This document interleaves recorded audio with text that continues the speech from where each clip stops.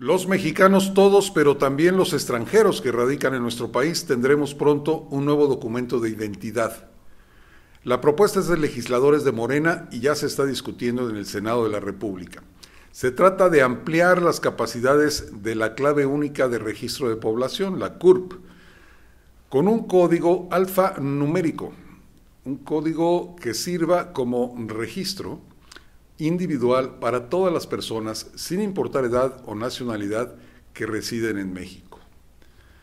El nombre y los apellidos, el lugar y la fecha de nacimiento, la firma, pero también las huellas dactilares y una fotografía. De aprobarse esta iniciativa, la CURP elevaría su estatus al de un documento de identificación oficial con el mismo valor que la credencial para votar, el pasaporte o la cédula profesional. Esta nueva CURP tendrá una vigencia de 15 años y deberá renovarse tras ese lapso o cuando esté deteriorada o cuando los rasgos de la persona cambien y no se correspondan con su fotografía.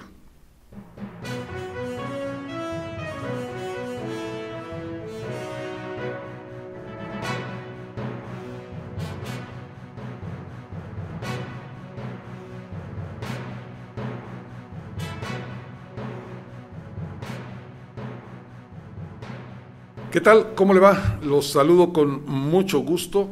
Le agradezco su compañía nuevamente en esta emisión de Veracruz 2024. Bienvenido a nuestro canal, a nuestros canales de salida en YouTube, a nuestro canal de Escopeo Digital, por supuesto, a Noticias desde Veracruz. Y de veras me da mucho gusto saludarlo, nos estamos acercando a días interesantes, se está construyendo la información desde hace unas semanas, hay reacciones por todos lados. Hoy vamos pues a ver nuevamente un resumen de lo más importante que este día se ha generado.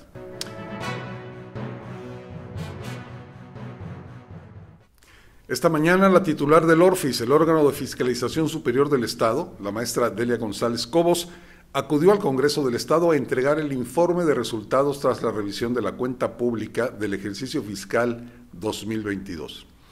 En números, se presume que las entidades públicas del Estado y los municipios pudieron haber sufrido un daño patrimonial de más de 1.546 millones de pesos. Esto es un dinero que se utilizó de manera irregular, que no ha sido comprobado de acuerdo con los parámetros marcados por las leyes y los reglamentos vigentes. Son 1.546.610.792 pesos con 4 centavos, lo que resultó luego de 1.382 observaciones realizadas. La auditora general, Delia González, dio a conocer que se eligieron 312 entes fiscalizables, más la cuenta pública consolidada del Poder Ejecutivo, a través de pruebas y muestras selectivas a los cuales se les practicaron 1.230 auditorías, revisiones y evaluaciones. Y de ese total, 619 corresponden a auditorías integrales, a 611 evaluaciones de cumplimiento en materia de legalidad y desempeño, de participación ciudadana, así como revisiones en materia de deuda pública, obligaciones y disciplina financiera. Son 31 los entes, las dependencias que presentaron irregularidades que hacen presumir la existencia de daño patrimonial, plasmadas en 99 observaciones, mientras que 52 entes más presentan inconsistencias de carácter administrativo o recomendaciones. En el caso de los ayuntamientos, hay 212 en el Estado y 195 presentan irregularidades que hacen presumir la existencia de daño patrimonial. A través de 1.266 observaciones se determinó que hay un importe de por lo menos 1.348.611.249 pesos. 17 municipios, además, tienen inconsistencias de carácter administrativo y recomendaciones. Estas revisiones, que corresponden al año pasado, incluyen a 10 entidades paramunicipales con irregularidades que hacen presumir la existencia de un daño patrimonial, materializadas en 17 observaciones. El importe ahí es de 31.402.000 pesos. Y bueno, algunos de estos entes fiscalizables, las dependencias tanto estatales como municipales, ya hicieron reintegro de recursos para lograr solventar las observaciones que les hicieron. Han regresado más de 38 millones de pesos. 31 millones corresponden a 148 municipios. Dice la auditora general que no hay servidores públicos coludidos con los despachos contables externos ofreciendo limpiar las cuentas públicas. Si hubiera esos casos, dijo, soy la primera en tomar precauciones porque no permitiremos que el órgano auditor tenga esas debilidades. Y si alguien tiene pruebas, por favor, háganselas llegar.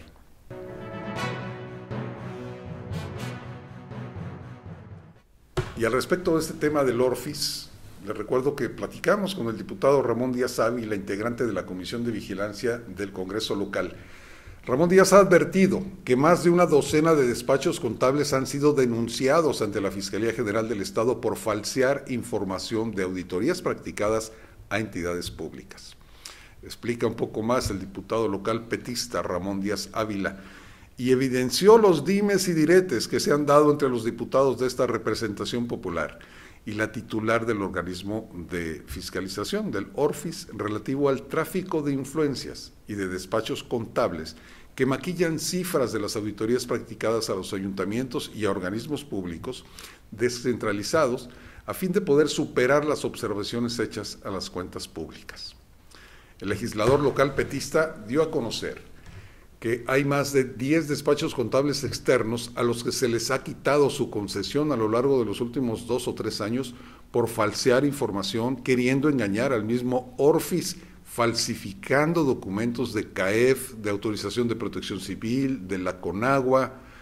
Eran despachos contables locales que trabajaban para varios ayuntamientos en donde falsificaban información. Y esos despachos deberían de estar demandados, igual que algunos alcaldes de años anteriores y alcaldesas. Explicó que al no tener facultades la Comisión Permanente de Vigilancia del Congreso, el acuerdo es ir a la Fiscalía General del Estado para ver el estado que guardan las 125 denuncias penales que ha presentado el ORFIS para que se abran las carpetas de investigación y ver si estos exfuncionarios tienen delitos que ameriten cárcel o reposición de daños. Que regresen lo que se llevaron, que se los quiten, pues. Ahora sí, ya en temas más electorales, el Partido Verde Ecologista de México, aliado de Morena, entregó hoy a Claudia Sheinbaum la constancia como coordinadora de defensa de la Cuarta Transformación. Con este acto queda claro que la morenista será la candidata del Partido Verde a la presidencia de la República. Queda establecido el procedimiento que este partido seguirá en el proceso electoral que ya se vive. Esto es, pues, quedarse al amparo de Morena para, cobijado así, competir por puestos de elección popular y continuar como fuerza política nacional. Al grito de Claudia, escucha, el verde está en tu lucha, la plana mayor del Partido Ecologista arropó a la señora Sheinbaum. Estamos aquí para decirle que la vamos a apoyar sin titubeos, sin regateos, sin condicionamientos, porque estamos convencidos que usted es la mejor, porque es una mujer preparada, es una científica y académica, es una mujer de lucha. Claudia Sheinbaum es una mujer de resultados. Todo eso se lo dijo Manuel Velasco, ex corcholata y senador con licencia.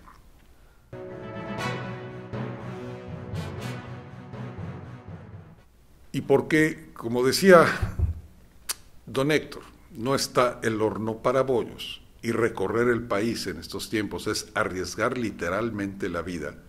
La virtual candidata del Frente Amplio por México, la senadora Xóchitl Gálvez, aceptó la protección del ejército para sus giras. Esto fue originalmente un ofrecimiento hecho por el presidente López Obrador y al aceptarlo Xóchitl Gálvez dijo que serán las Fuerzas Armadas las que le proveerán una escolta. Ahorita se acabó la bicicleta, dijo hoy en declaración a reporteros. La líder de la oposición dijo que expuso al secretario de la Defensa, Luis Crescencio Sandoval, la situación de inseguridad que ha observado en sus giras por el interior de la República. En su primer mensaje de Twitter a este respecto, la ex jefa de gobierno explicó que puso una condición para aceptar el apoyo del ejército. Le planteé al general secretario que fuera algo muy sencillo, que no me impidiera estar cerca de la gente, apuntó. Y es que, como le comenté, no está el horno para bollos. Ha sido el propio presidente López Obrador, aunque no abiertamente, el que reconoció la situación de inseguridad en el país.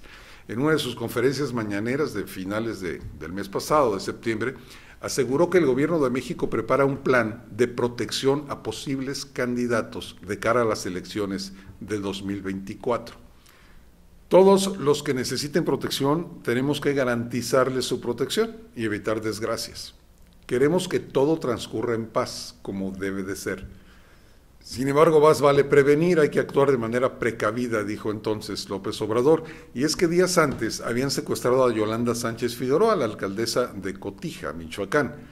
3 días después fue liberada por sus captores y pues a falta del Estado Mayor, cuya función principal era proteger la vida del presidente de la República y en momentos la de los candidatos a ese puesto, ahora son las Fuerzas Armadas las que van a escoltar por lo pronto a Xóchitl Gálvez.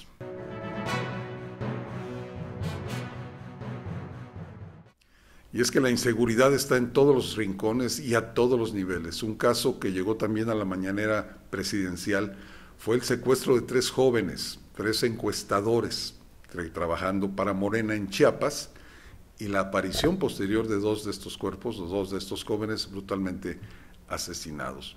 Son notas que no nos gusta dar, pero es importante decir que en Chiapas, en donde el gobernador Rutilio Escandón está en la misma tesitura que el de Veracruz, diciendo que todo está bien, que no pasa nada. Bueno, pues ahí en Chiapas, el pasado fin de semana, en el municipio de Juárez, aparecieron los cuerpos de 2 de estos 3 secuestrados en un paraje del municipio de Juárez, al norte de ese estado. De este lamentable acontecimiento, el líder nacional de Morena fue el primero en reclamar, y reclamó a las autoridades del estado, que también lo gobierna Morena, exigiendo la aparición con vida del tercer joven secuestrado, lo cual todavía no ha ocurrido. Chiapas, seguramente usted se enteró, hace unos días circuló un video de una caravana de presuntos criminales ingresando a una zona de la sierra de Chiapas.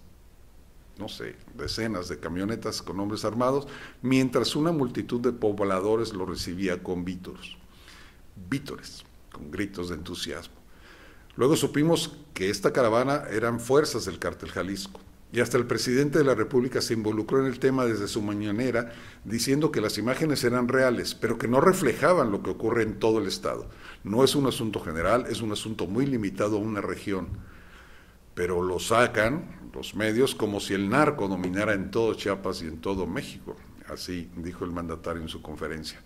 Lo cierto es que para contrarrestar la presencia de criminales en esa región, se ordenó el envío de 792 integrantes del Ejército, de Guardia Nacional, de la Fiscalía General, de la Policía del Estado de Chiapas para reforzar la frontera sur del país, recuperar el control territorial que se disputan los 2 cárteles con mayor presencia en el país.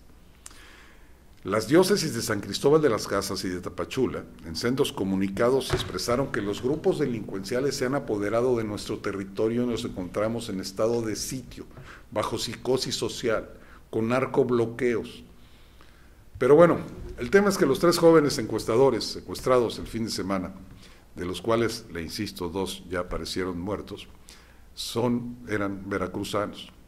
Y ante eso, y 3 días después del trágico suceso, el gobernador de Veracruz ya no tuvo más remedio que hablar sobre el tema, pero además porque se lo preguntaron, y repitió lo que ya se había dicho en la mañanera y en la dirigencia de Morena, en el sentido de que haya 3 detenidos por ese secuestro y los 2 asesinatos. Y es que en la mañanera de este martes, la titular de la Secretaría de Seguridad y Protección Ciudadana, Rosa Isela Rodríguez Velázquez, informó que ya se detuvo a 3 personas por esos hechos. Pero fíjese que más adelante la corrigieron. La Fiscalía de Chiapas informó que eran 4 los detenidos, 3 guatemaltecos y un mexicano. La violencia fuera de control, también en Chiapas.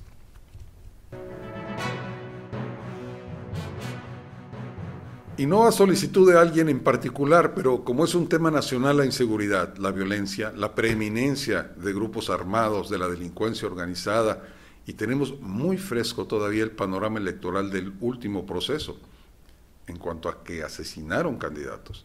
Hubo renuncias de candidatos por presiones del crimen organizado y un largo etcétera. Pues ante esta frescura de estos recuerdos, la coordinadora de la defensa de la Cuarta Transformación, Claudia Sheinbaum, de plano aseguró hoy que su partido, su coalición, quiere y debe asegurarse de que ningún aspirante a una candidatura tenga vínculos con la delincuencia, por lo que la dirigencia de su partido pedirá a las autoridades revisar los antecedentes penales de los competidores. El líder nacional de Morena dice, vamos a preguntar a la Fiscalía General y a las Fiscalías Estatales sobre los nombres que ya vayan a ser nuestros representantes por si hay alguna observación. Pues después de un meticuloso proceso técnico, a partir del mes de septiembre pasado, entró en vigor la nueva geografía electoral en todo el país, la nueva distritación. En el caso concreto de nuestro estado, Veracruz quedó conformado ahora por 19 distritos federales y 4.901 secciones electorales. Este proceso de distritación busca que todos los diputados o diputadas electos por el principio de mayoría relativa, tanto en el ámbito federal como local, representen a un número similar de población y al mismo tiempo posibilita a la autoridad electoral respectiva preservar el valor del voto de la ciudadanía. Lo importante para ustedes es saber formalmente que esta nueva distritación electoral que realizó el Instituto Nacional Electoral, tanto a nivel federal como local, no exige a los ciudadanos que tengan que cambiar su credencial para votar en alguno de los 66 módulos de atención ciudadana que operan en Veracruz. No hay que cambiarla. Esto ya lo informó formalmente Josué Cervantes Martínez, el vocal ejecutivo de la Junta Local Ejecutiva en el estado de Veracruz.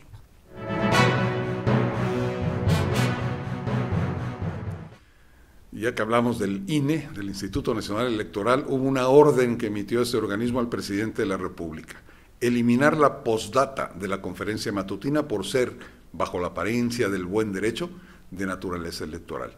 Fue Xóchitl Gálvez la que presentó una queja contra el presidente y otros funcionarios debido a la inclusión de un mensaje en negritas con las letras PD, postdata, en las conferencias de prensa de los últimos días de septiembre, que contenía elementos y frases de naturaleza electoral, lo que dice podría influir en el ánimo de la ciudadanía durante el proceso electoral federal que comenzó desde el 7 de septiembre.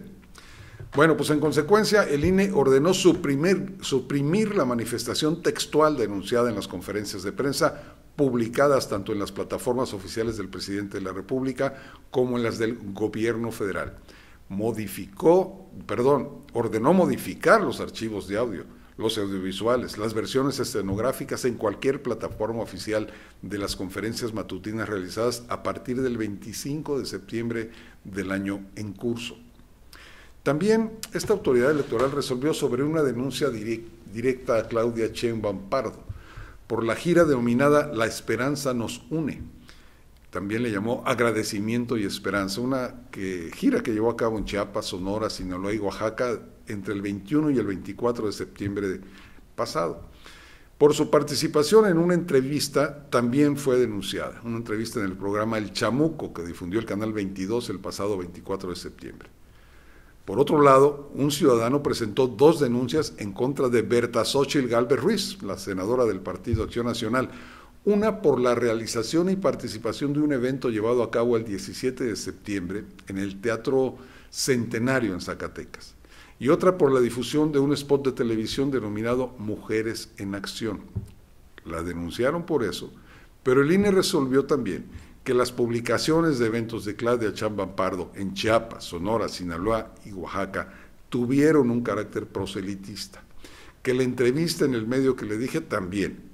Sin embargo, en el caso de la denuncia contra Xóchitl, el organismo decidió que no era viable eliminar el material denunciado porque no hace referencia al proceso electoral. Esto va a ser tema de todos los días. ¿Por qué no le digan a Claudia que el INE es el INE, que la ley es la ley, que no puede promoverse? Ella busca convencer a ciudadanos a que voten por su partido, que voten por ella. No nos hagamos patos, esta campaña inició hace al menos 2 años. Y no solamente son los morenos los que están en este ajo, también los de enfrente, los opositores, porque nunca como ahora hay tanto interés ciudadano por lo que sucede respecto del proceso electoral que abrió el presidente hace más de 2 años. Nunca como ahora las redes sociales han manejado información relacionada con el proceso electoral interno de las coaliciones, de los partidos, y externo. Nunca como ahora el INE había sido no solamente cuestionado, sino infiltrado, presionado y advertido porque son otros tiempos, porque estamos en plena transformación. Pero bueno, por si sirve de algo, nos sumamos al INE para que, tomando en cuenta que ya inició el proceso electoral federal 23-24, recordemos a los partidos políticos integrantes del Frente Amplio por México, así como a Berta Xóchitl Gálvez Ruiz en su carácter de responsable para la construcción del referido frente, y a los que conforman la coalición con Morena, y a Claudia Sheinbaum Pardo, a que ajusten su conducta a los principios de legalidad y equidad, respeten los tiempos que marca la ley para la realización de actos proselitistas, de conformidad con las reglas en la materia de campañas y precampañas establecidas en la legislación.